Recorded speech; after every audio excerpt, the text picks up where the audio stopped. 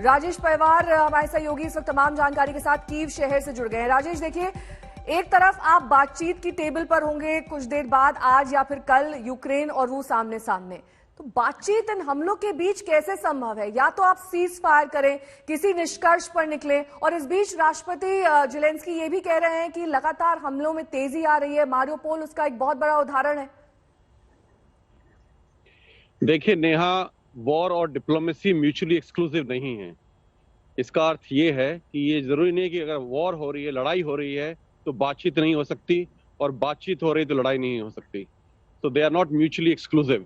दोनों चीजें साथ साथ चल सकती हैं, और जो हम देख रहे हैं अभी, सीज फायर होगा नहीं होगा, युद्ध थमेगा नहीं थमेगा, बातचीत उसके बाद होगी नहीं होगी, ये बहुत से ग्राउंड फैक्टर्स पे डिपेंड करता है।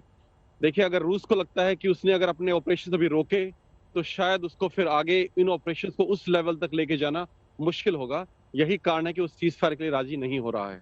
दूसरी तरफ जो बातचीत है, दोनों देश ये चाहते हैं कि तबाही कम से कम हो, सिविलियंस कम से कम हताहत हो, कम से कम जान माल की क्षति हो, कीव जैसा शहर बच जाए। तो दोनों देश ये चाहते हैं, और यही कारण है कि दोनों देश साथ ही साथ बातचीत की कोशिश भी कर रहे हैं।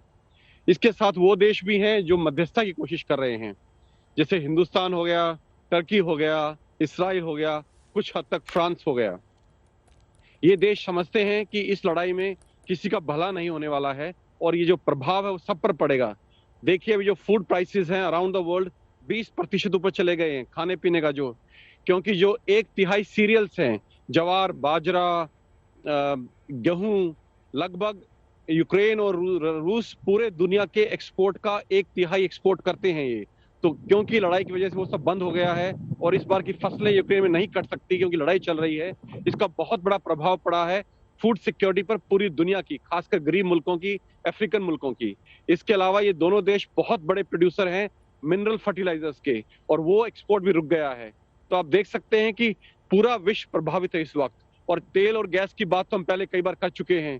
तेल के प्राइसेस और गैस के प्राइसेस पूरी दुनिया में आसमान छू रहे हैं। पिछले कई सालों में अब तक हाईएस्ट रेट पे हैं, और गैस के प्राइसेस स्पेशली यूरोप में, जो बहुत ठंडे मुल्क हैं, वहां कई जगह 6 से 7 गुना तक बढ़ गए हैं।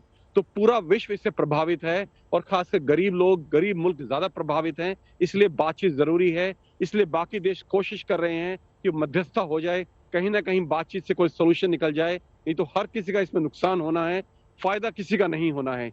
यही कारण है कि बातचीत चल रही है, और लड़ाई इसलिए चल रही है क्योंकि दोनों देश जानते हैं कि लड़ाई हो सकता है बातचीत का कोई समाधान ना निकले, तो उन्हें अपनी तैयारी पूरी करनी पड़ेगी। और जो मिलिट्री ऑपरेशंस चल रहे हैं, जहां जहां उनका एडवांटेज है, वो उस एडवांटेज को छोड़ने के लिए तैयार नहीं है।